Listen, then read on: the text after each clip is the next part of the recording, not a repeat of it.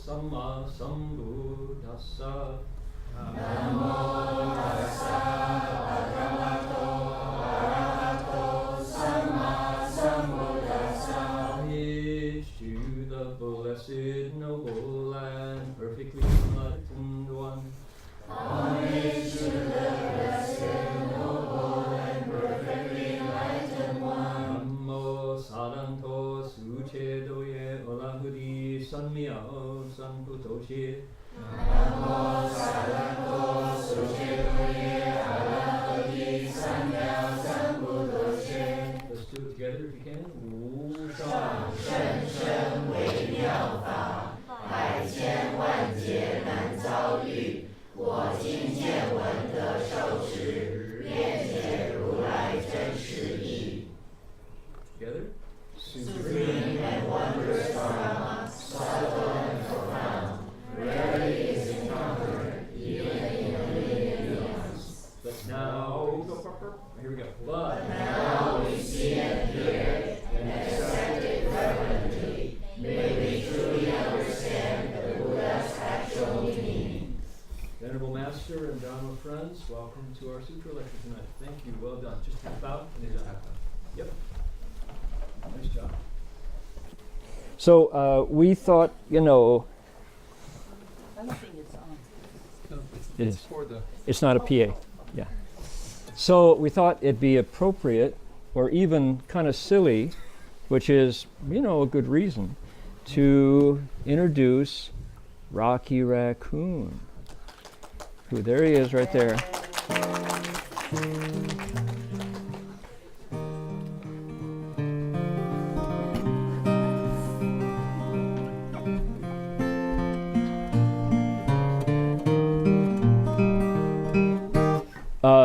And this will be my best imitation of Paul McCartney. This is a Beatles song, but we saw, you know, Rocky Racoon made his debut here at Buddha Root Farm last week, and he was an instant hit. Yeah, you're, you know, quite, there we go, that's good, yep. In that can, you know, yeah, I know, so, yeah, okay, here we go. Now, somewhere in the Black Mountain Hills of Dakota, there lived a young boy named Rocky Racoon. One day his woman ran off with another guy, hit young Rocky in the eye. Rocky didn't like that. He said, I'm gonna get that boy. So one day he walked into town, booked himself a room in the local saloon. Rocky Racoon, he fell back in his room, only to find Gideon's Bible. Now Rocky had come, equipped with a gun, to shoot off the legs of his rival. His rival, it seems, had broken his dreams by stealing the girl of his fancy. Her name was McGill, but she called herself Lil. But everyone knew her as Nancy. You won't be able to hear the lyrics of a song if you clap your hands too loud, because I don't have a microphone.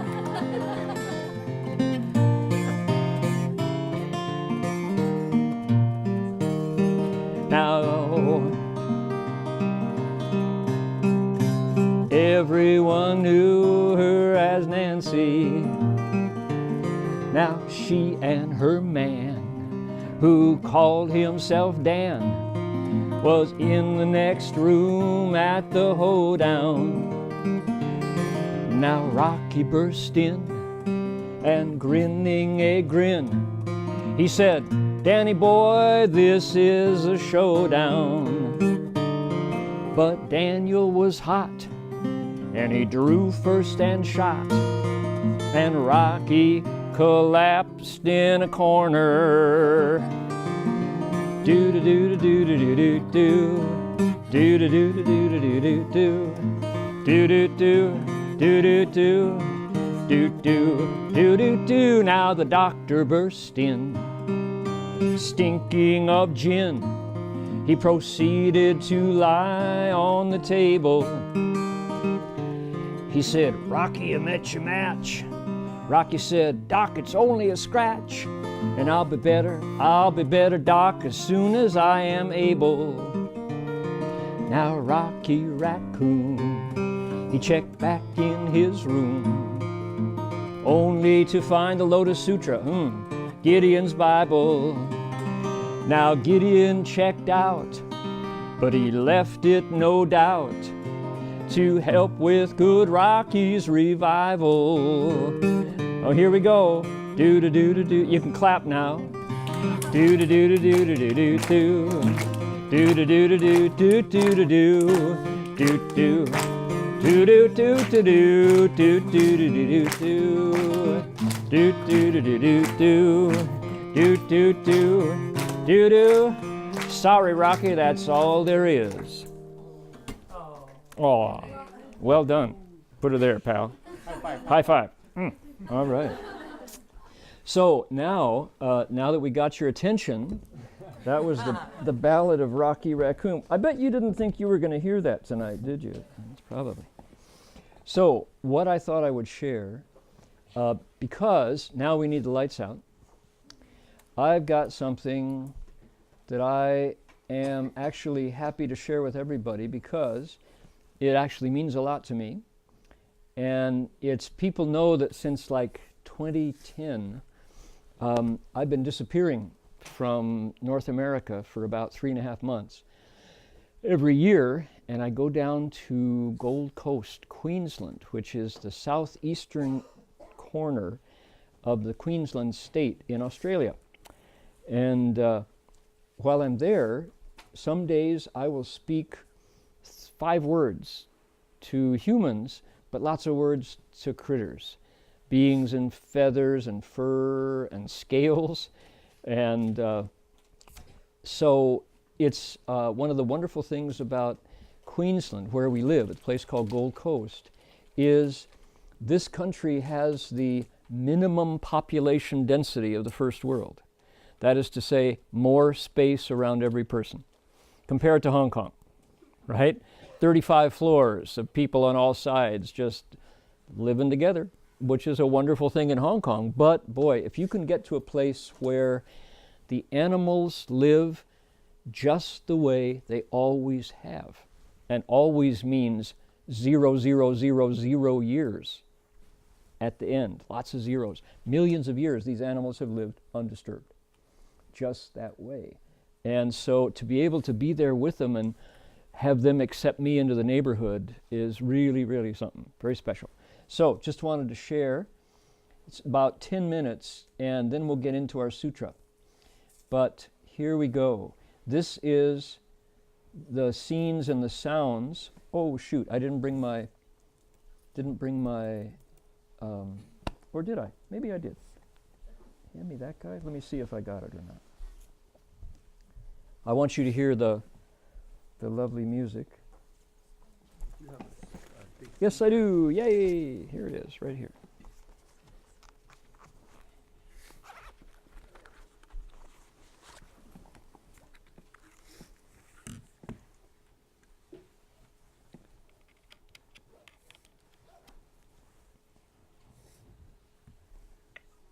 There we go.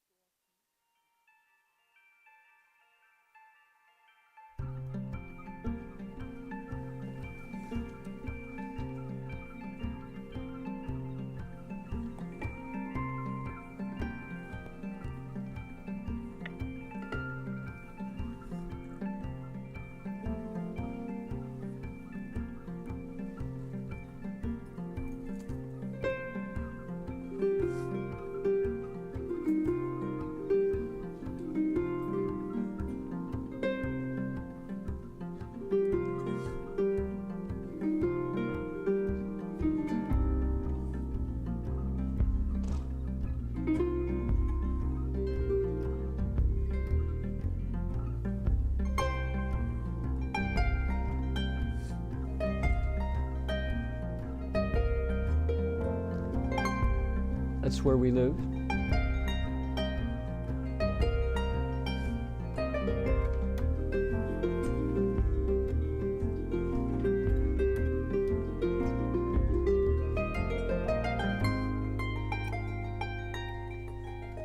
Believe it or not, that's called a bearded dragon.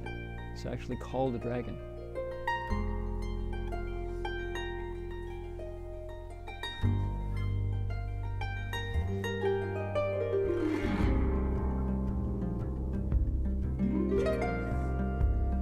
He's about 2.5 feet long.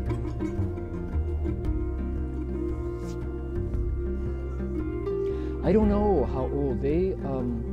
I think they live probably maybe up to 15 years. You can tell by the segments of their tail how many times their tail has fallen off and regrown. These are king parrots.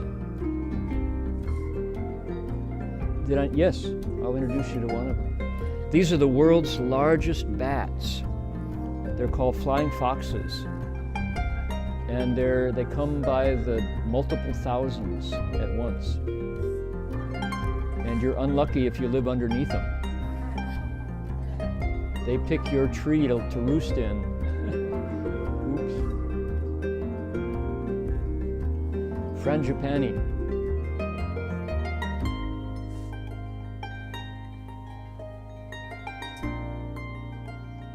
Rainbow lorikeets. This is a couple. I don't have a name for them, but this is the local pair, and they come pretty much every day.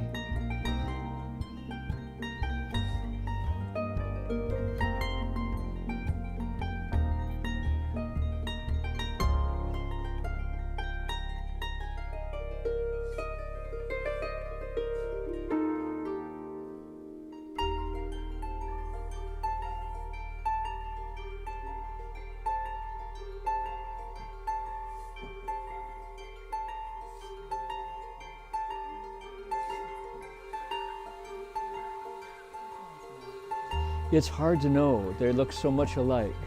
They know the difference. Yeah. That's right. Usually the ones with the longer hair are the females, but not always.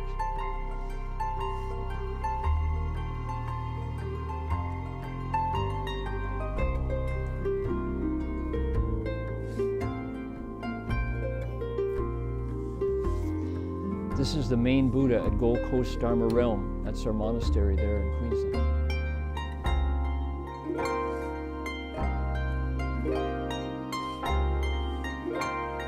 Mother and daughter. Oh. Mother with babies. Wow, that's huge. These spiders are so big they actually have personality. They look at you and you can see the thoughts in their heads. They're considering things about you. This is Ali, the kookaburra. He was my daily companion. This year he traveled. Ali comes to see me every day.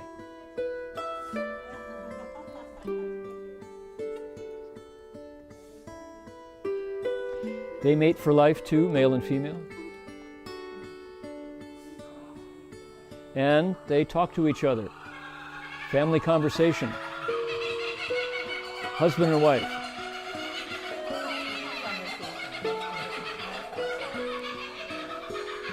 There they are.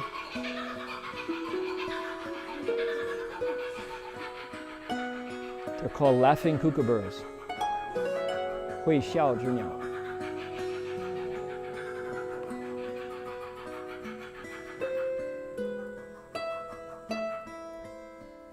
This is their son, Ali Jr. Dad is in the bottom flying to get some food for Ali Jr., who's on the branch. The dad feeds the babies. It's his job. He catches snakes in that beak.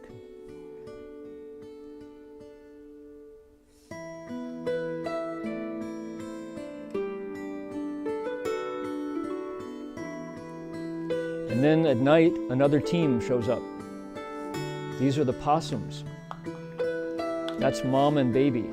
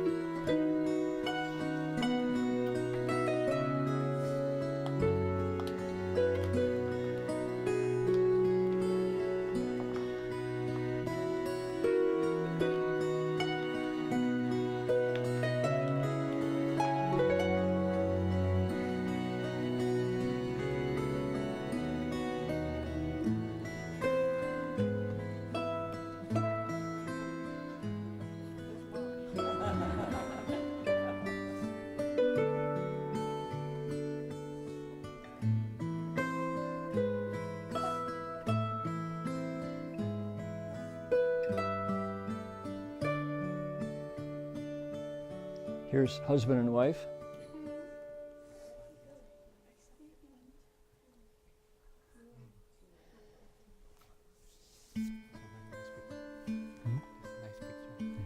Like a brushstroke.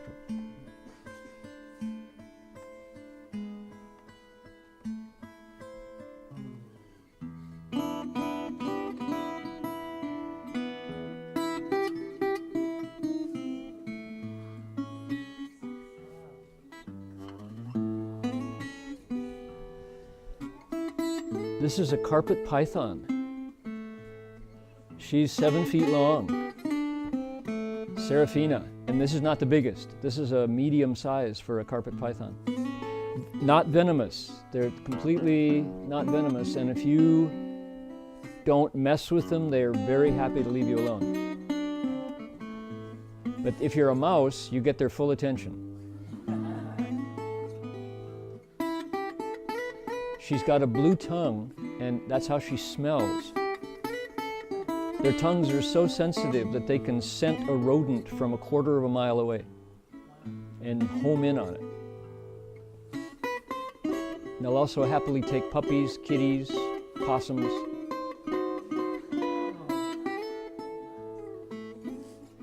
That's actually somebody's pet. That's not the same snake. Full confession. These guys will jump into your pocket when you're not looking, and then you walk down the street and you put your hand in your pocket. Oh. Bush turkeys. Close kin to the dinosaurs. Look at this bird and see Velociraptor from Jurassic Park. Exactly. Birds and dinosaurs are completely related. Check those feet out. They come twice a day, family of 4, and they illustrate everything about pecking order. There's a runt, there's a boss, and there's 2 in between.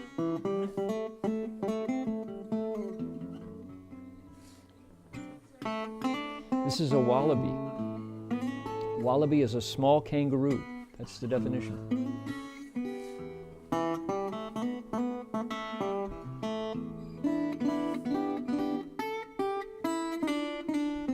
All these pictures were taken within about 100 yards of my house.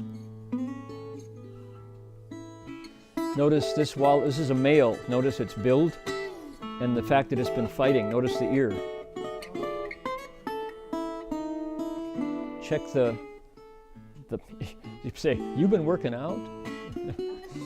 This is a mom and daughter. I'm guessing, actually. Watch out for your cook pot. You got to be careful. This is called a yellow-eyed whipsnake, a yellow-face whipsnake. Notice the blue on the body. It's very, very subtle colors.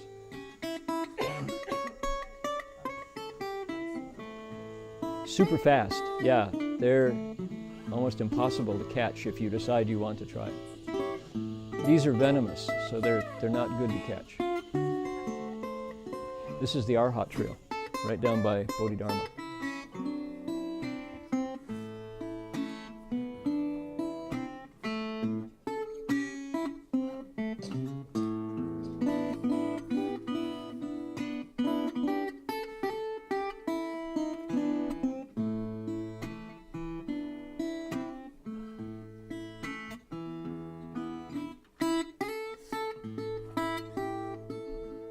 that's pretty much all. Thank you for letting me share those. It means a lot to me to have a chance. I want to acknowledge Maeve Gilchrist and Mike Dowling, who contributed the music to that. The last thing, since I don't know if, this is not actually a sutra lecture topic to show pictures of Australia, but I may not get another chance. So let me share what it's like to help a kookaburra raise its offspring. As I mentioned, the dad feeds the babies, right?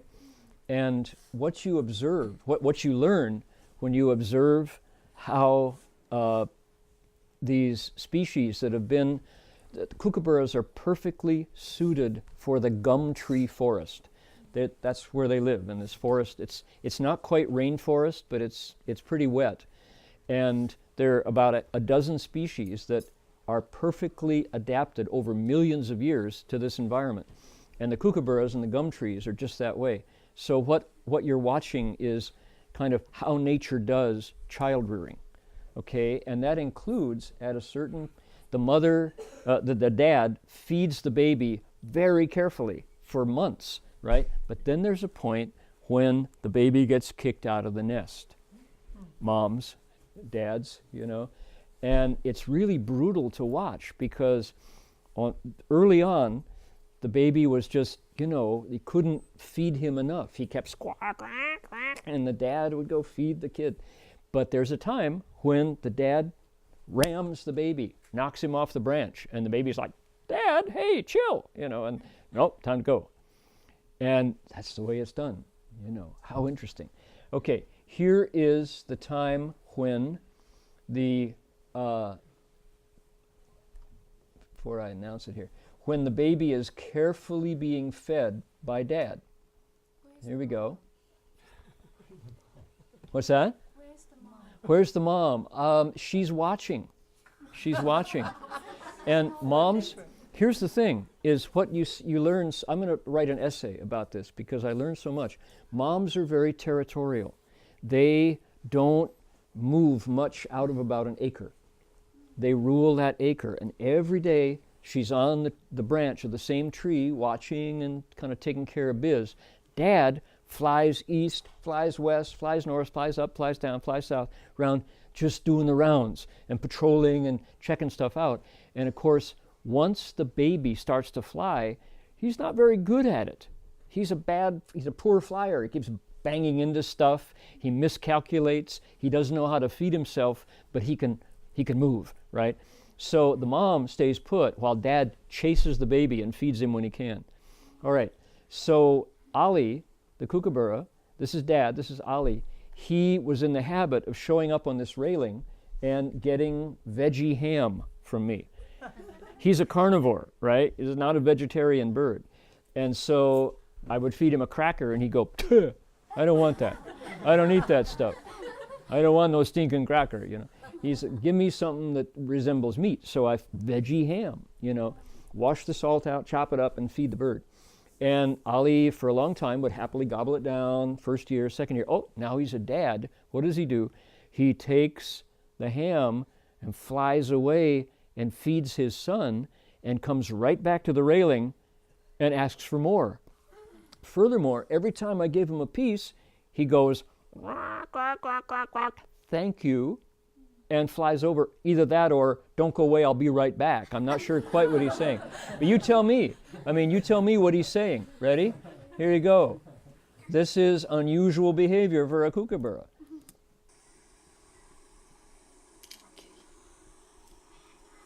Hear that? Okay, in the background, that is the sun. That's Ollie Jr.'s "I'm hungry" sound. Drives a dad nuts. There, that's the baby in the background. All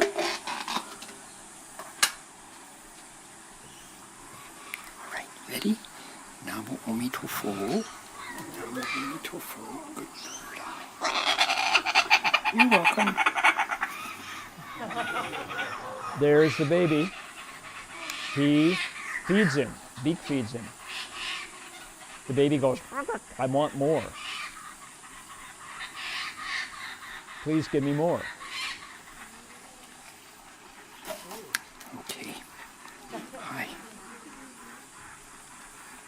So I'm part of the food chain, right?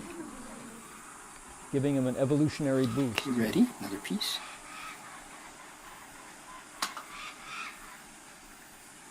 Here it is. Patiently waits. Okay. And then says, Yes. You're welcome. I'll be right back. Don't go away. Goes and feeds the baby. Right? Okay. Up to a certain point. And then it's time for the baby to be on his own. We think it's something about competition. There's only a certain amount of food, unless you have a monk who's feeding you ham. And so you got to move the baby out, or maybe he is like mature now and you don't want him, you know, messing around with your spouse or something. So whatever. All right. So here was one of these moments. That's Ali. I'm translating on my deck. That's my laptop. It's actually this laptop. There's incense in the censer because mosquitoes, and the incense is chasing mosquitoes, and that's a cup of tea, little cup of tea right there. So Ali shows up, and I feed him one piece. I expect him to go feed the baby. The baby is on the railing to the right because he missed the top of the railing. He flew in and couldn't hit it, and so he hit the lower rail. And I expected Ali to take the ham and feed the baby. What did he do? Gobbled it down, one piece. Oh, here's the second piece, feed your baby. Gobbles the second piece down. The baby can't be patient. He flies over, lands right on my laptop. His right claw reboots the computer. Okay? And so I think, okay, great, here's the chance to feed the baby. I put it down. He's never eaten on his own. He doesn't know what to do with a ham. Ali flies over, grabs the third piece of ham, gobbles it down. Right? And then he flies away, and the baby's like, what's going on? I don't know. You'll see. That's the hungry baby sound. There he is. He missed the rail. One piece. Oh, down the hatch. Oh, time to get the baby on his own. Two pieces. Feed your kid. Nope, down the hatch. Okay, the baby says, oh, I don't know, get part of the action. Lands on the computer. Ali, third piece. Doesn't give it to the kid. The kid reboots the computer. There it is. Okay, kid. Oh, Dad steals it. The baby's like, I don't understand what's going on. So,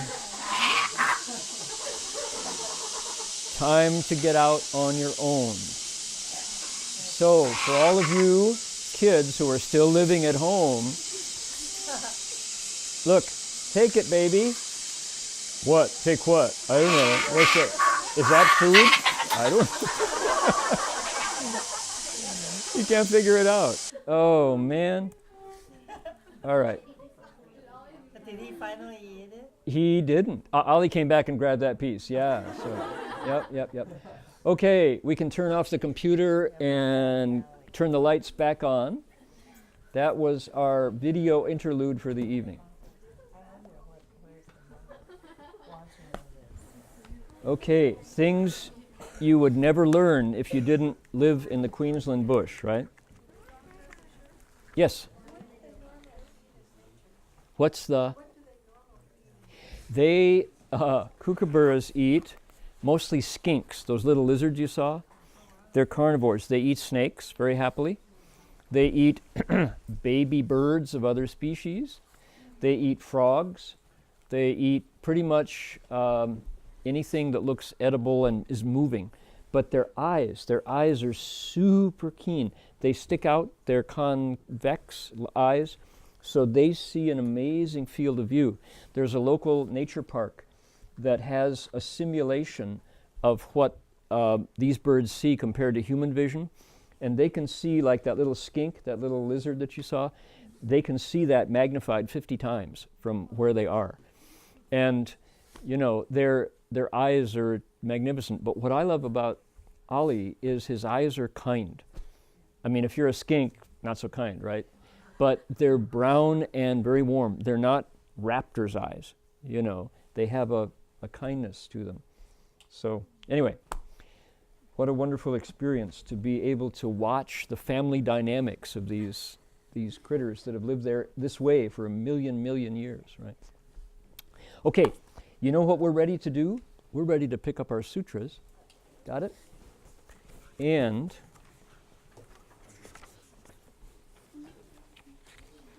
page 7. Page 7. Everybody got one? We need some more over here, right? Hands up if you need a sutra.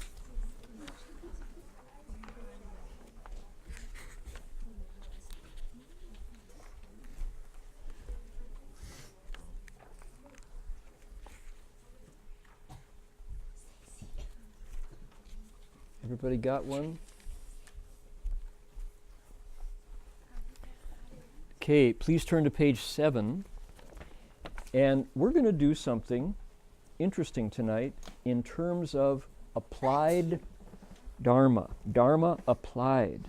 That is to say, real life applications. Now, this morning, we looked at the motivation for this chapter. How did this come about? It came about because wisdom, Foremost in Wisdom, wanted to know how to be a better bodhisattva, how to do bodhisattvahood better. And he asked 110 questions. Manjusri Bodhisattva, who knows the answer, answers him with 110 answers. And the answers come in verses. In verses. So, we're going to look at, let's look at 3. We'll look at 3 of them and then turn this in an interesting direction. All right, here we go. See the verses down below where it says, when a bodhisattva? Okay, I would like to invite everybody to please read along with me. Here we go. Ready?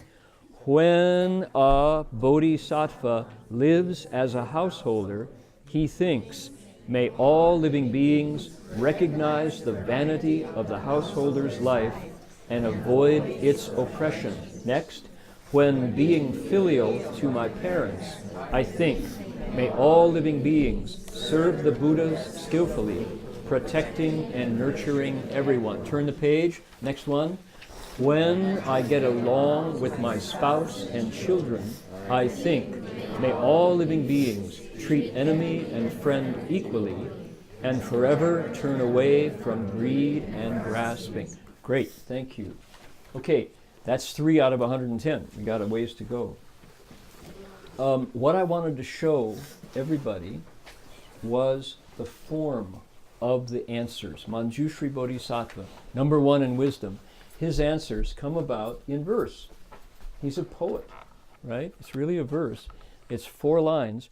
And notice the second line is always the same. And in Chinese it's Dang Yuan Zhong Sheng, may all living beings. Okay? We'll go into this more deeply tomorrow to show you the format of how it's laid out. 110 times the Bodhisattva says, may all living beings. It's essentially a prayer. We would probably call that a prayer in our Western religious context, because why? It's something happening in the mind of the Bodhisattva. This sutra takes us into the Bodhisattva's mind. It's as if there was a plate glass window opened up in the side of the Bodhisattva's, where do they think? Head, maybe, heart, maybe, Shin, right? The Shin of the Bodhisattva. The Shin could be head, could be heart. Okay? A window opens up and you get to look inside and see what the Bodhisattva is thinking in 110 different circumstances. This chapter is a day in the life of a Bodhisattva. It starts out when he or she is at home, like everybody in the room except 3 of us. Okay? Normal situation, right? There you are. And you get to see what the Bodhisattva is thinking. Now, the first one is, when I'm living as a householder, my first thought is, may all living beings recognize the vanity of the householder's life. Now, This is, sounds like a slam on householders. What is vanity here? It's shu wang, shu po, shu jia, like that.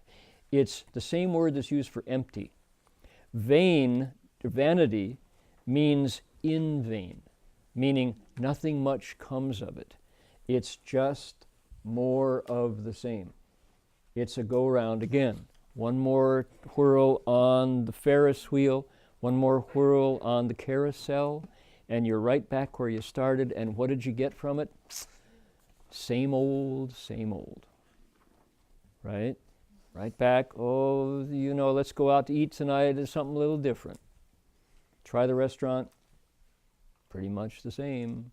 Oh, it's a really good restaurant. Well, but the chef changed and it doesn't, or they went out of business and, well, let's go somewhere else, right?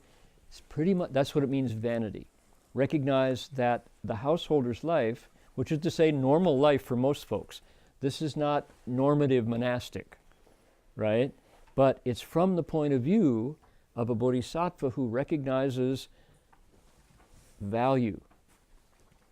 And he's saying the householder's life is pretty much the same old, and this is when it's going good. What about when it's going bad? For example, drought. All right, drought. What about the place in Iran last week, the city in Iran, 146 degrees Fahrenheit, 70 degrees Celsius. Can you imagine 70 degrees Celsius? When it gets to 30 degrees, we're all like, oh my God, it's too hot. You know, 146 in this corner of Tehran, right down on top of the Gulf. If you can, people pretty much don't use maps anymore. We use GPS, right?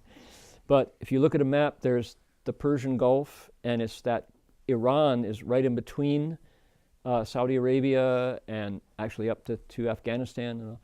But it's the southern central part of Iran, 146 degrees. Okay, what if it's too hot to live there? You gotta move, because it's too hot. Now, Phoenix, Arizona, 3 weeks ago, how much? 120. Phoenix got to 120 one day, 2 weeks ago. That's not all that far away from 140. I mean, yeah, but those last 26 degrees make all the difference. But 120, that's oppressive heat. And we have senators who say, oh, well, you know, this jury is still out whether, those gases actually influence the environment, including our energy secretary, who is a climate change denier. Meanwhile, the earth is burning down. What if you have to move because there's no water and it's too hot? Well, it's not so good. Vanity, it's in vain, right? So, yeah. But what a lot of climate scientists say is ultimately, and if you saw them, what was the name of the movie, the climate disaster Holocaust movie, where everything froze? 2012. What was it called? 2012. 2012. Remember? Where it wasn't, the climate change created a polar vortex.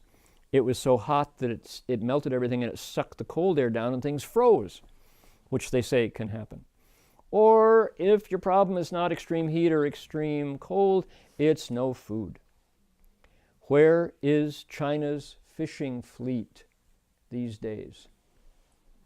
Chinese people eat a lot of fish. Do they get them off of Hainan Dao? They don't. Why? Aren't any fish left. Where do they go? Anybody know? Africa. You heard the lecture, right? Yeah, that's right. We were complaining about it.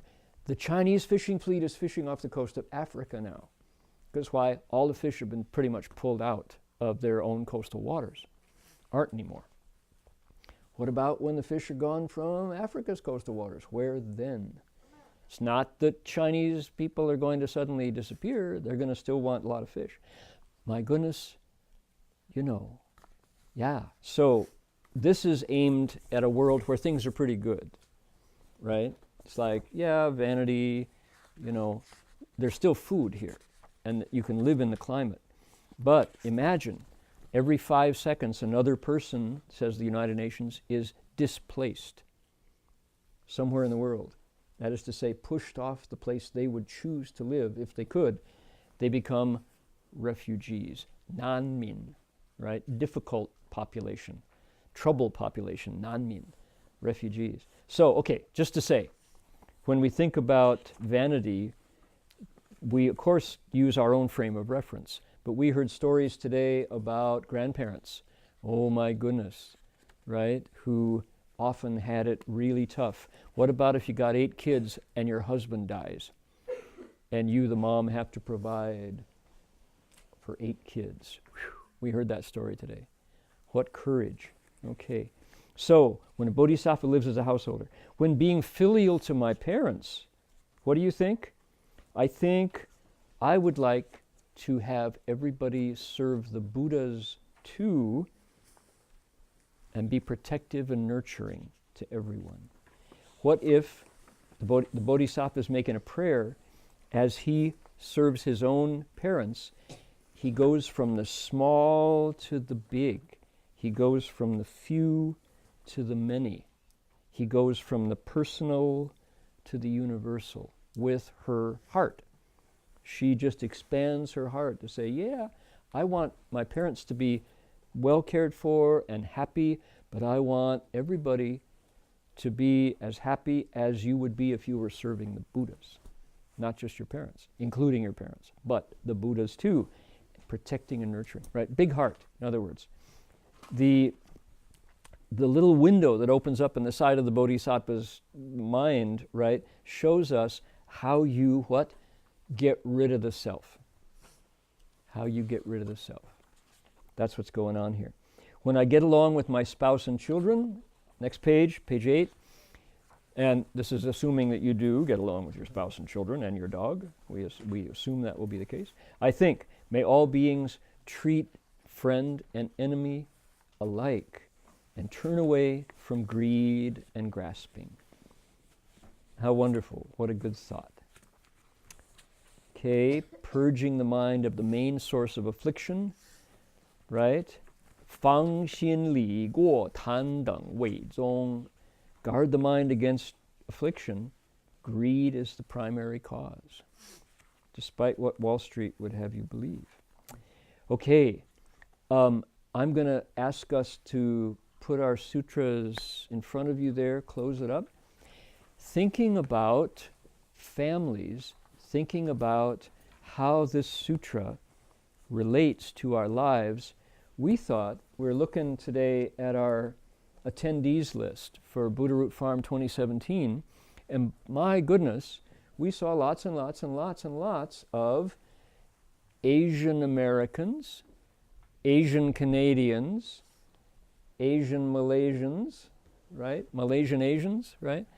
And we thought, gee whiz, this retreat this year, many of us have ancestors that were born in China, in Vietnam, in India, in Malaysia, and somehow we found our way to North America, many of us.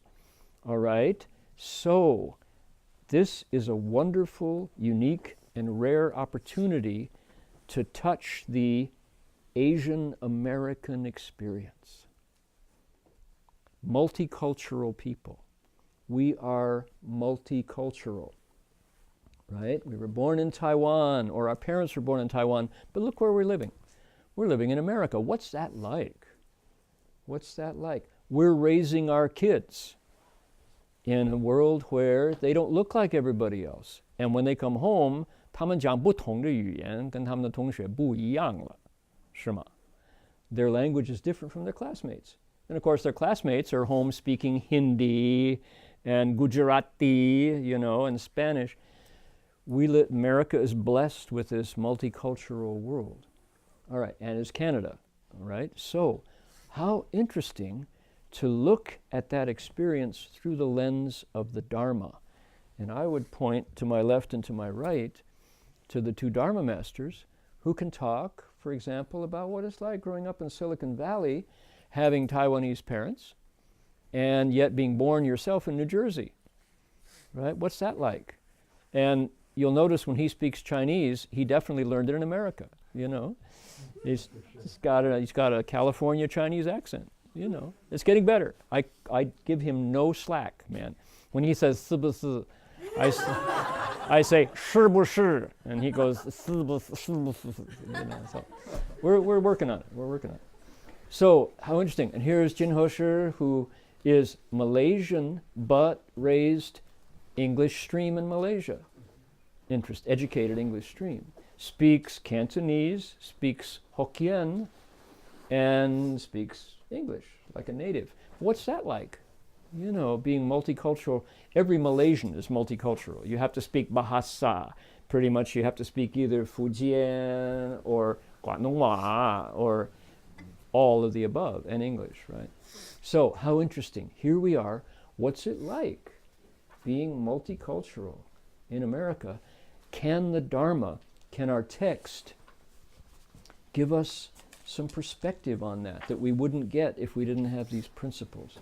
And I thought maybe Jin Chuan might say a word or 12 about that experience. Maybe just kind of guide, because we can definitely, you know, from the perspective of how many in the room have their parents here? How many young people would like to say, Mom, Dad, you know, it's hard enough just being a teenager, but when you tell me that you want me to grow up and be good, but you also will not accept anything less than straight A's, I've got to be smart too. You want me to get ahead at all costs, but I'm also supposed to be good. Mom, that's a double message. You know, am I really supposed to be kind of Chinese Vietnamese, or am I really going to want to be American? It's hard enough to make it work in high school, you know, and you bring me home and you give me all these mixed messages. What should I do, Mom and Dad? Right? Stuff like that. Or, I mean, that could be harsh, but if you know, we have a chance to hear from the young people themselves. So, Jin Chuan Shi, you want to kind of raise a flag and see what happens here? I don't know, how much do you think I should? Just Okay. the truth. Just Only the truth. Nothing but the okay, truth. well, I'll start off. This is one of my kind of favorite stories because I think it really captures kind of my upbringing here in America, which I first referenced. There's a very famous story in Chinese culture called Kong Rong Lang Li, which is the... All four tones were correct. I hope. I'm trying. Kong Rong That's Lang. very good. He's learning. Which is one of the Confucian scholar. They said yields the pear, and the story goes, when Kong Rong was 5 years old, he was the favorite. I think he had maybe 5 brothers, and he was the favorite son because he was the youngest one, maybe the smallest. You know, maybe like Leo, you know, the smallest kid here. And his father came home with these Asian pears. And and probably at that time that's like ice cream bar. They don't have like ice cream. They have Asian pears. And so he comes home and he gives this to his sons. He wants to give Kong Rong the first choice, saying, my favorite son here, you choose first. Which one would you like? So Kong Rong looks at the pears and he picks the worst one. He picks the worst pear. And his dad is very surprised and he says, "Wow, why did you take the smallest pear?" Just speak up. Okay. And he said, "Why do you take the smallest pear?" And Kong Rong said, "That's because I'm the smallest, and all my brothers are older than me, so I should take the worst one, and let my older brothers have the best ones." So that was, you could say, a Chinese lesson in Chinese school. It kind of, went in one ear, out the other. But later, when I started learning the Dharma, this kind of principle started going in my heart. It's like, oh, I should let other people have something better. And I remember a story growing up here in America, was actually when I was about the same age as well, about 5 years old, and I think I was going to Monastery preschool. And I was my mom, I think, had an office nearby. My mom's actually here, she can correct the story. She comes with like a Snickers bar, a Snickers candy bar, like a very big one.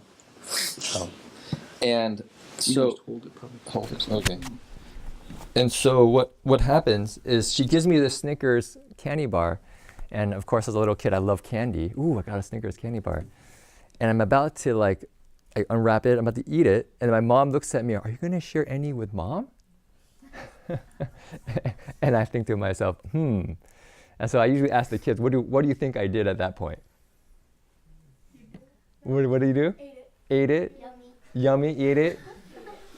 You broke into several pieces. Broke into several pieces? Leo, what Leo, what do you think? Skip? He said, what I did? I gave it away? Okay, gave it. So, okay, what I actually did. Anyone on the girls' side? Any ideas? What I did at that point? I ate it. How many think he ate it all himself? That's a, you can vote. Just the camera. We turn the camera off. Sorry. Okay. How many think he shared it with mom? How many want a choice C? You got a lot of big sympathy vote. Yeah, I got it. They're really investing in your good heart. Yeah, we'll see. So what happens? I broke the candy bar in half, and I looked at both of them. They were the same size. So I thought to myself, gosh, they're the same size. So I took a bite out of one of them, and I gave that one to my mom. And it's true, and it's kind of funny. I mean, it's a little bit of a funny story, but to be really honest, having grown up in America, that was pretty much my attitude towards my parents all the way until I really met the Buddhadharma. It was essentially, my parents gave birth to me. I had no choice in the matter, so they had to raise me, and I just kind of have rights as a kid to just do whatever I wanted. So there's a very strong sense of, you could say, taking my parents for granted and just living my life and not really thinking about parents first or anyone else before feeding myself. So dinner time, mom comes and gets me, anything that happens, I'm just kind of just in my own world. And when I realized, when we talk about this principle of filiality, was that there's a deeper principle here that connects not to the Chinese. So here's an interesting idea. In Chinese culture, we just had a group of Asian parents come to the monastery. And one of the moms, there's two parents, two groups of parents, husband and wife. And one of the ladies asked me, how do you translate 孝顺 in Chinese? And before I could answer, the husband of the other couple said, oh, filial obedience. That's what we use, filial obedience. And I said, in American culture, if you actually said your child's obedient, that would actually be an insult. Which is very different in Chinese culture. Because Chinese culture, go to your friends and auntie's house, and what's like the highest praise? They say, oh, 你的孩子很听话, listens well, 很乖, listens well, very obedient. But in American culture, there's a real strong sense that kids, you want to grow up independent. 自由发展. 自由发展. Grow up and follow your own preference. Just grow up on your own. Yeah, so do exactly what you want. So that's So that's very much the experience growing up in America. And what I found in the Dharma, and maybe we can start going into the sutras, is that maybe we can all study together, is that oftentimes when there's a conflict between, you could say, my American upbringing and this kind of wanting to be independent, a little bit of rebellion, wanting to prove myself to being different than my parents, as well as the Asian side, which sometimes goes to respect to parents, but sometimes to kind of this obedience and oppression. When I want to look for principle, what I found is that the Dharma goes deeper than just the surface level of culture. It gets to a principle that somehow brings out the best in both cultures. And the places where each culture goes to extremes, it actually corrects for that. So at least for that principle, what I found was that in American culture, the kind of independence is actually got a strength that develops a self-reliance, ability to think for ourselves. And in modern times, I don't think parents, you want your kid to be always calling home when they're in college, when they're working, trying to ask you about what to do, right? You want them to grow up to be able to take care of themselves. That sense of self-reliance, I think, is really wholesome. But at the same time, in the Western culture, that sense of kind of rebellion, just to be different than our parents, just to be different, that's kind of unnecessary. That's kind of oftentimes painful for ourselves and for our parents, because it often cuts off the connection to who our parents are. Because I'm trying to be different, then whatever my parents tell me, I have to do the exact opposite. And maybe just to finish, on the flip side, I think I found in the Asian culture that there's this wish for the kids to, you could say maybe be obedient when it's the most extreme. You know, I remember my friends when they want to get married or, you know, want to find an occupation. It's a family endeavor. In America, you're 18, you make your own decisions. In an Asian family, sometimes your father has definitely a say on who you marry, because you're bringing that lady or woman into our family. So that's not your personal decision.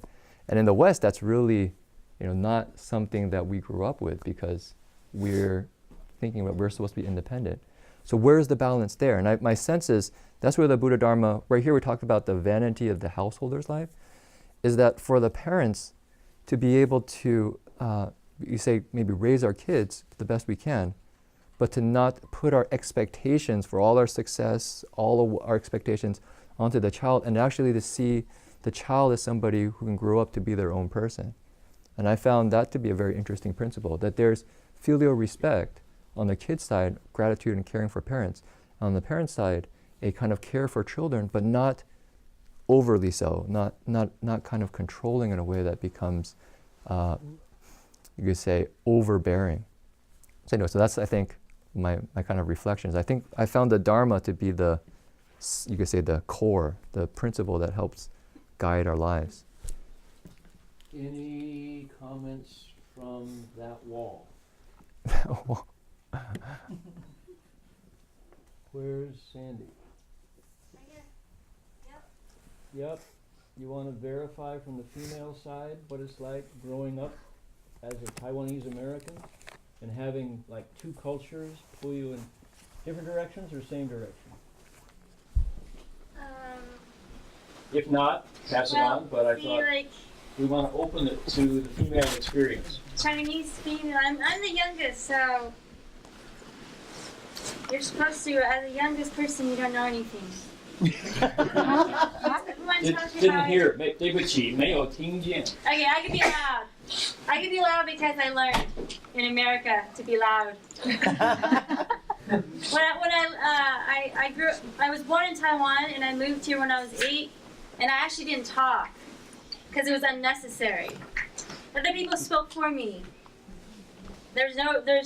My role is to not talk. Like, because she's the youngest. yeah. The youngest. She's the Okay, okay. If I dare to talk, then I'm out of line. If somebody has to talk, the parents talk first and the oldest. There's a talking order. In the Buddha world, there's a pecking order. There's a talking world in the Chinese family. You know, depending on within your house or when you go out. Within the house, there's a sibling order, and when you go out, there is a family order. The parents represent. The kids don't talk. Okay, I'm going to 补充一点 here. From the Chinese point of view, I'm sure people would say, 当然. Of course. I mean, why would it be different? And from the Western point of view, it's like, wow, they're just oppressing you. Okay. And so when I moved to America, when I was 8, so when I was Taiwan, I got awards for model behavior because I didn't talk or move. I didn't talk or move or sit out of line. Like my hands and feet were all in the right places. And I looked orderly. I was well trained. So I got awards for that. Every whatever, I got lots of like awards. Wow, what happened? Then I moved to America and I was failing my classes because I didn't raise my hand and talk. And then I realized right away that the teacher didn't care about what I said as long as I tried to say anything, and I could say anything. It could be gibberish. As long as I try to like get involved, the teacher needs to know that I'm thinking and getting involved. And so, although I didn't speak English, I had to raise my hand and try to say gibberish.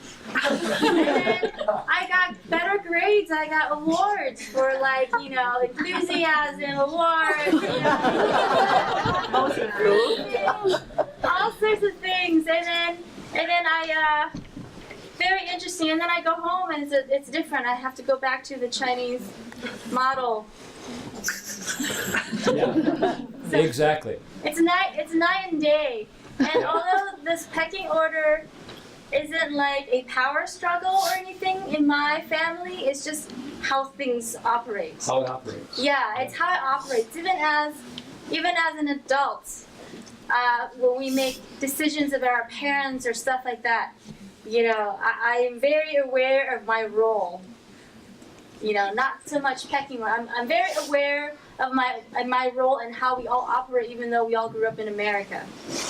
Okay. It's like double system. You have to shift gear. Shift gear. Okay, let me suggest that was the applied experience of Kong Rong Rang Li. All right? Of Kong Rong taking the smallest pair because he was the Didi, the Xiao Didi, the youngest one. And Sandy was explaining how that works when you are in the daughter in a Chinese family. So, more? Anyway, Stacy, you want a botong? It's funny because I was listening to the candy story, and I have like almost the opposite candy story. You ate the whole thing? So this happened in Taiwan. I was born in Taiwan, and I was there when I was 10. This happened when I was 8. I was in 2nd grade, and it was during the summertime. My mom's brought me to work, and her coworker was babysitting me. And her coworker gave me a beautiful candy, those Asian candies are singly wrapped and very beautifully decorated. And I kept it. And she asked me, she's like, how come you don't open it and eat it? And I was just like, you're 8, why don't you just eat the candy? And I don't know why. And I just said, I wanted to bring it back to share with Mom.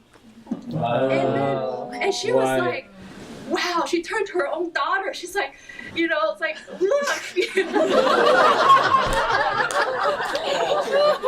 right, that's the other side. What I emphasize is that it wasn't, I think what I was expressing was a very kind of natural response by watching how my father treated his mother.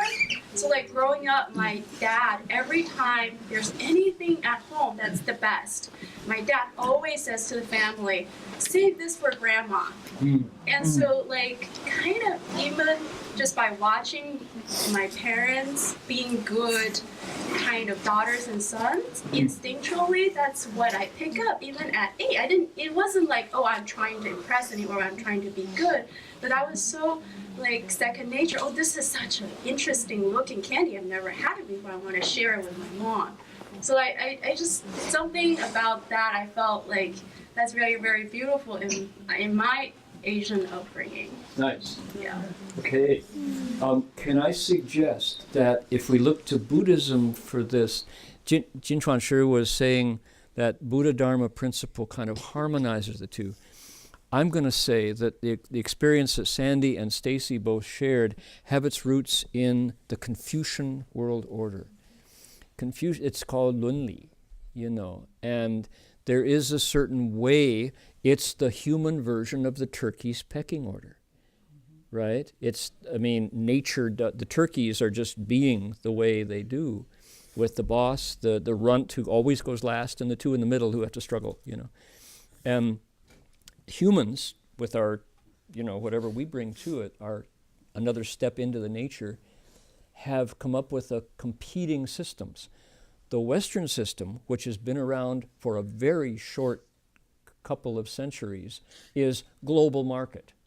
It's like free market, which basically whoever can swallow the biggest bite because you have strength, that's yours to take. Well, the result of that, have you seen the latest? Hold on a sec. The latest is there are 8 people now whose combined wealth equals the total of 50% of the world. That's the result of the free market capitalism version. It's so vertical, it's going to fall. Something that tall with 8 people at the top and 50%, it's going to go over, right? The Confucian version says what? It says when you do business within the family, with people with people whom you have guanxi. And that's how it works. And look whose economic model is currently dominating. The Chinese, right? So in terms of business, there's a lunli, there's a pattern, there's a structure for all kinds of relationships, including economic relationships, but not limited to, right? So how interesting is that? in terms of what ultimately is going to dominate the world. They say the Chinese are, you don't have to take a theorist. It's happening now, So Xi Jinping is carrying that version around the world right now. Interesting. The foundation is deep and solid over, 5,000 years. So just to say, now, how does that apply? That's the economic version. How does that apply back to us? Let's see. We had Cynthia had a comment, and then Spike. Yeah. I would like to emphasize that I think the parents really, what we say, we have to walk the talk, right? Is that right? Mm-hmm. Okay. And I think we are the best role model for our kids. And I want to make sure you guys don't have the impression that that's the way I treat my mom. Like, eat like half of the chocolate and then give it to my mom. I think Jin Chuan Si can vouch that I was pretty nice to my mom. And hopefully that. I think that's the difference in America is that we don't grow up with grandparents around very much. Mm-hmm. Grandparents are back in Taiwan. Grandparents are back in or Taiwan. Vietnam. And so we grew up essentially in nuclear families, 4 people. So how you were to your mom, he would say, was not available on a daily basis. But do you know how she treated her mom? I won't say not particularly. I always say it was respectful, but then that wasn't not in the. I think my mom came to stay with a short visit. So when he was like 5 years old, maybe not. But for a role model, it's got to be seen more in long there. term. Yeah. Right. Right. So what I would say, what we're hearing is that old system has broken down in the West. The nuclear family now means pretty much. Right? It's one kid with 5 displays. Phone, tablet, computer, TV, and Game Boy. No parents. Huh? No parents. Parents are too busy. Right? Love you, dear. Bye. Off to work. So now the West has broken it down basically to displays. Compared to when filiality was a working model, when you had at home under one roof, grandparents, parents, nieces, nephews, uncles, aunts, everybody contributing a village to raise the kid. Filiality had all those branches. Shifu at one point took it into the 5 elements, Di Shui Huo Feng or Jin Mu Shui Tuo Tu, and said every relative had one of the elements. I think grandparents were earth, right? Earth. And they were the center, Dong, and then there was, so that's when it worked. Our new experiment with filiality depends on electricity entirely. When this goes out of electricity every day, then where does the model go? Right? Where do the kids learn? Where are the relationships? Well, it's not working. I need a charge. Uh-oh. We have basically deprived our children of any modeling for parents. Spike, comment. I guess maybe different perspective. My experience actually is that to go back to the Confucian principles, I really don't see anymore. I used to say it, I don't see anymore the split between East and West. And I didn't grow up in America, I did grow up in Italy. So maybe that was different. But when I actually went for the first time to see Angela's family back in China, it was just being back 20 years in my hometown where I grew up with my family. Big buildings, all families knew each other, talked all the time. My grandmother lived with us until she died. So I don't really have that experience. I can see it happening now. So to me, more than East and West, it's almost like a time shift. Everybody as human beings, we all embody those Confucian values. The family was the obvious thing. The West abandoned them before the East did. So it isn't a matter of, I see no differences. I only see a time shift where the West moved away faster than the East has. But it's really the same.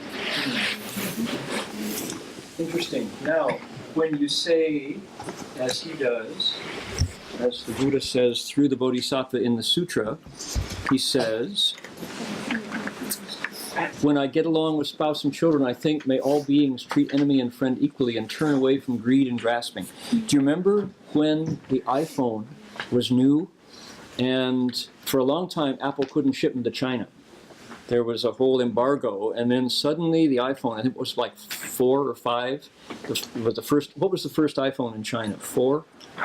Anybody remember?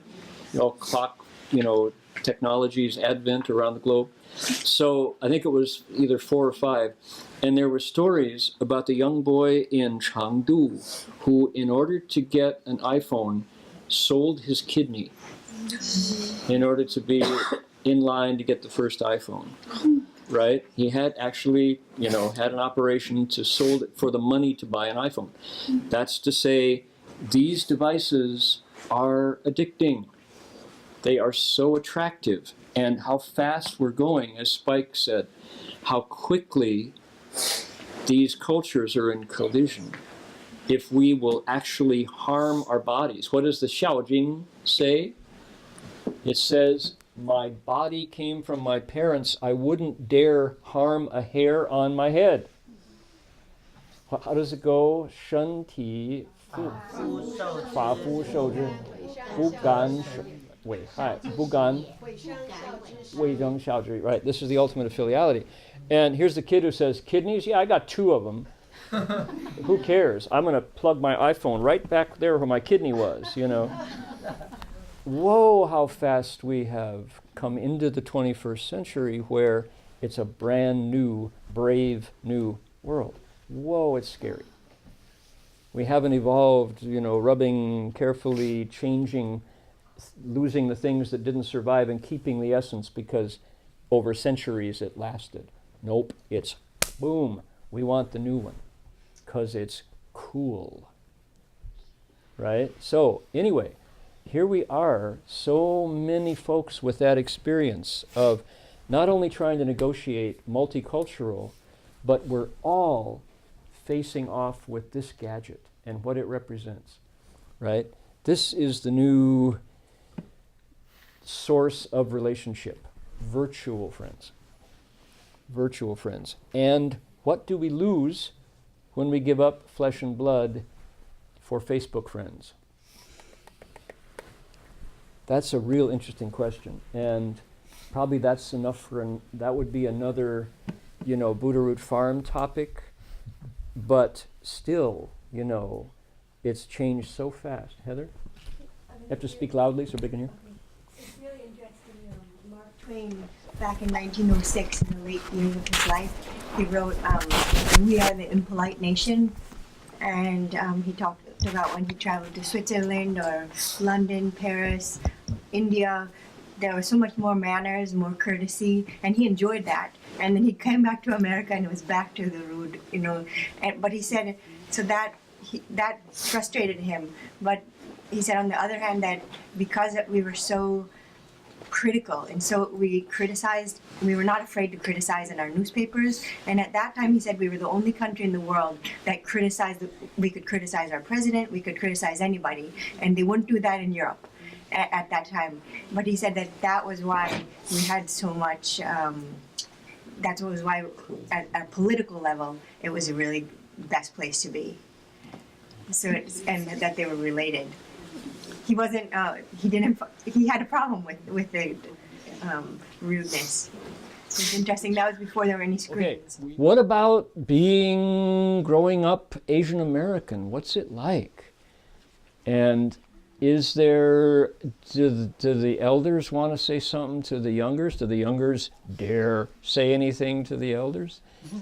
I mean, we heard 2 voices from that side of the room just talking about that experience of, so I'm in front of a group of a mixed multicultural group every week, and I know my experience has been, if I say, anybody have a question? I know before I ask who's going to raise their hand, right? If the audience is Asian, everybody looks at their feet. Don't call on me. Call on him. Right? If it's in a Western audience, I got an head kick, I got an opinion. You all need to listen to me now. Me. Every time. That's actually a rule. I mean, it happens that way. You all know. How funny, isn't it? I mean, but they're all humans, but the culture teaches us different ways of determining the self. Now, we heard Cynthia say to her son, who happens to be this monk here on my right, say, I think I did a pretty good job of responding to my parents, right? And there's a lot of wisdom in that comment. Why? Because every adult sitting here has been a child. And every child sitting here will, given that we all grow up, will be an adult. And so it flows right through us. The question is, what about when you leave the land where that is the dominant culture and come to a new place?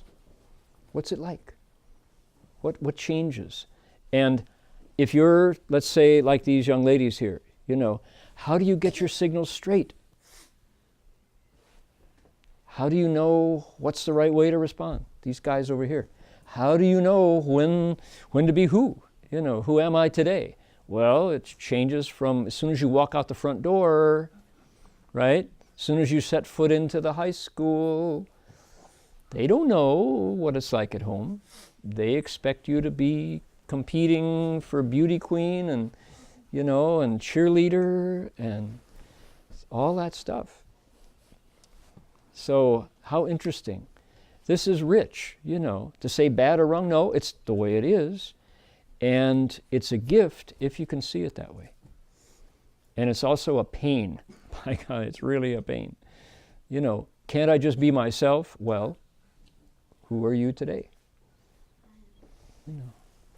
Comments? Yes. Okay, let's see. You said it. Turkey stuffing, truan? Tuan. Got it. Okay, so I just want to offer a perspective from a multicultural environment. So I explain my background so you see how I navigate. Am I speaking loud enough? Can you hear it? Yes. Lock? Yeah, can. Okay, so I grew up in Vietnam until I was almost 18 years old. Then I went to Paris to study for 1 year. Then the Vietnam War ended when I was a freshman in Paris. So my parents were the first boat people to arrive in America. So I left Paris to come to Iowa. And I lived there for 8 years. So I went to college medical school in Iowa. And then I left Iowa and moved around the country for different places and training. So during that journey, I had to do a lot of adjustment. Because when I was growing up in Vietnam, and there were two cultures, the Vietnamese culture I live in at home, and the French culture I live in when I go to school, then I had to kind of at school, behaving and studying as they expect me to. At home, when I go home, I have to live the Confucian values that were instilled in me since I was little. So because although I'm a Catholic, my family is very Confucian because my grandmother, the one who raised the 8 kids, she converted to Catholicism because she made a vow to the Virgin Mary to help her feed the kids and do business, whatever, and she got her wish granted. So she converted to Catholicism. So that's why, I'm Catholic, but I was raised in the Confucian values. So anyway, I had this double life of an Asian culture at home and Western culture at school, and I navigated that okay. So then I went to Paris to study. So I lived with my uncle because my parents didn't want me to send to America. It's too expensive. Although I really want to study medicine in the U.S., but it's too expensive, can't afford that. So they sent me to Paris to live with my uncle and study there. And my uncle, who were well educated by my grandmother, had very, very Confucian values. So they instilled the Confucian values even further into me. And so then I came to America. And now I'm in America, I'm a refugee, and I go to school in Iowa, university. My parents live in a little town in Iowa. And at school, I really had to adjust because now this is my third language. And I have to adjust and study and be everything I can be, whatever. But when I go home to my parents' home in this little town in Iowa, I'm still the Vietnamese girl with a Confucian value. And for years, my experience, I arrived in the US in 1975, and it was not until 2004, so that was 29 years later. And I remember it was the election of George Bush Sr., and whoever was running with him. Yeah, I know right. it was 2004. Yeah. And I of course, I'm a Democrat, so I voted for the Democratic president. $5 in the box. I'm so sorry. Yeah, I'll pay my $5. Okay. Okay, I shouldn't talk politics. Thanks for the reminder. So anyway, that day when I came back home, driving home from the election and from voting, I finally realized after 29 years that I felt American. Up until that day, for 29 years, I felt like I was sitting in the fence between the Asian culture that I live in at home and the American culture that I live in at work and elsewhere. And a lot of times it was very difficult to navigate and harmoniously blend the two cultures.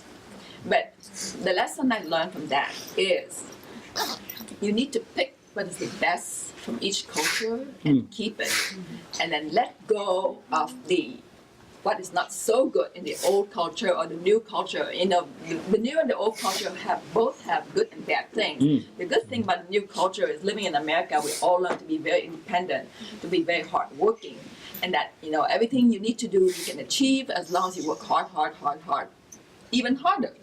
And in the old culture, you want to keep the values, the filial respect, and all those good things that Confucius taught you.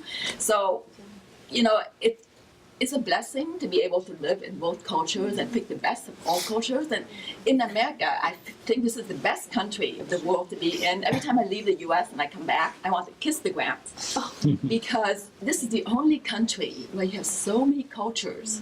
And you can pick the food, the values, and you can learn from everything in our country. In no other country in the world would we have, Canada. Speak up for the Canucks here. Canada. So that's what I want to share. Yeah, It's just no, pick the that's best really of each valuable. culture and live with it. I saw a lot of heads nodding around the room. Our time has actually come to a close, but I'm going to invite Graciela to say a word about, I was just thinking as Tuan was talking, if you, let's say hypothetically, suppose you were raising a bunch of daughters, would you raise, how much traditional culture would you give them through you? If it, you're talking about the end user, that's you, of receiving. What if it was passed through you to the next generation? What would it be like? And that's hypothetical. Graciela is raising a son. And I know about her, because I know her folks, she has very traditional parents who have their ideas of child raising. And she's now raising her son in Northern California. What's it like coming from Mexican traditional culture to Northern California? Traditional Mexican culture through the Central Valley, which is another piece of the puzzle, right? Small town in Parlier in the Central Valley of California, mostly Hispanic. And then she's like on her own to raise her son in America. How do you get that straight? And then after Chela's done, we're going to have to probably wind it up for the night. A lot of prayer and a lot of therapy. We spend a lot of therapy. There you go. I love it. Because it's not easy. I mean, I grew up in but my upbringing was very traditional, very strict. And now, through my practice, I'm able to appreciate more about my upbringing. But with Alejandro, I wanted to, I've raised him more liberal. And then I've adopted more liberal views, and because I was raised so strict, I kind of went to and it's a balanced Dharma. So it's not easy. I mean, it's like every day it's like, oh, am I doing this okay? And I have a group of people that I check in with, and I mean, as you know, I've come to you sometimes like, oh, he's trying to do this, or he's doing this, or, you know, in every decision that, I don't know, it's not easy raising him. Keeping our traditional values and then also instilling better, you know, just other ways to help him as well. Yeah. But I definitely raised him more liberal. And I did keep more of our culture and our ties with my family. But, yeah. I remember once you came and you said, Dharma Master, my mother told me to whack him because I got whacked and I won't. I remember you actually faced off with your mom at one point, which you don't do very often. You're a good daughter, as far as I can tell. And I don't know what you're really like, but you're outside, you look like. And you told your mom, no, I am not going to hit him. That's not the way I'm raising my son. I remember you said those words. I'm not raising. Get arrested because I have parents came to me. Yes. America, America. I mean, No, you cannot because I'm on the school board. She's not in the school. Yeah. I'm also a teacher. You can whack I him know. on the bottom. No, you have to be very careful. Actually, I have several cases. I guess depends on where you're at. Okay. These Chinese parents with the Chinese kids will sue. No, but you're right. I was raised with corporal punishment, and that's something that I did not, and through my practice, I did not pass that on at all. So even for Caucasian people, I think I talk to my friends, you know, older generation, they got whacked. You bet. I got spanked. In our generation, yeah. In my school, yeah, Tomas did. Yeah, got whacked. Yeah. Okay, Joey, yes. We got some whacks. Definitely. Oh, at school. Yeah, yes, whack, corporal punishment. In my school, I told this story 2 Saturday nights ago about Don Sharp, my school principal, who had the paddle in his office, and you could hear it going down the hall. Whack! And he drilled holes in the wooden paddle so it would go faster, you know. Whack. And that was before the days of lawsuits, right? No such thing back then. That was, 1950 and 60, so. Okay, thank you all for sharing. Understanding that it's both a blessing and an obstacle to blend traditional and modern cultures. The question is, what do we find in the Buddhadharma that helps us maybe go below the cultural differences into something universal? It's not East, it's not West. That was what Jin Chuanshi was moving us towards. So let's just ask that question tomorrow of the text. Okay, as we go into it, we can ask and see if indeed the sutra will answer our question. All right? And I wanted to, she said, please don't do it, but I'm going to point out Joanne. Joanne is sitting. Joanne? Raise your hand. There's Joanne Henderson. Joanne Henderson was present at the very first Buddha Root Farm in 1976. 1975. 74. Long time ago. Long time ago. Okay, 75, 74. Yeah, here. So, how about that? Well, we haven't told that story yet. We'll be telling that story in the next couple nights about how Buddha Root Farm actually happened. I'm going to ask everybody to again turn to your dedication of merit, and some of the questions that we have raised tonight, if people, in your sleeping bag in the morning, with all the stillness outside, you might have this big insight about something that you want to share. Rocky Racoon has got his paws together here, notice? There he is. You face the Buddha. Yes, yeah, face the Buddha. There we go. Right. Well done. So you might have a question that you didn't think about just now, but in the still of the morning it will pop up. Bring it with you. Bring it with you. And if you're too embarrassed or you're too young and your older sister's here and you can't ask the question, write it down on a piece of paper and give it to us. Okay? Sandy, Stacy, you can. You guys both talk now, right? You don't when the time comes. Well, Stacy talks. Stacy talks. She does. I noticed that. She does talk. Yeah. Yeah. Okay. So, but thank you everybody for sharing about your experiences. That's rich.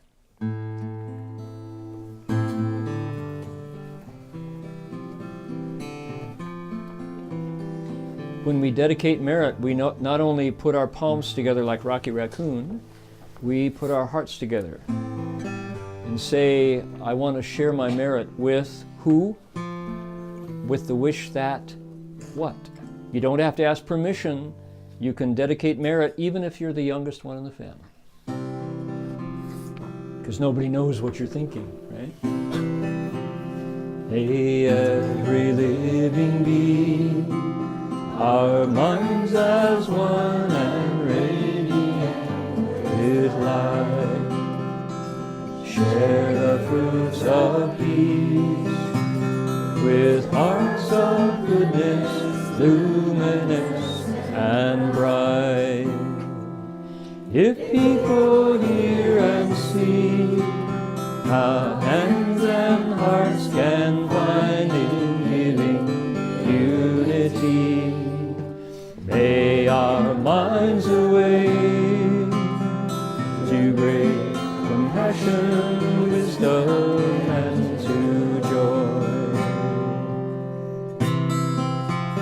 May kindness find reward. May all who sorrow leave their grief and pain.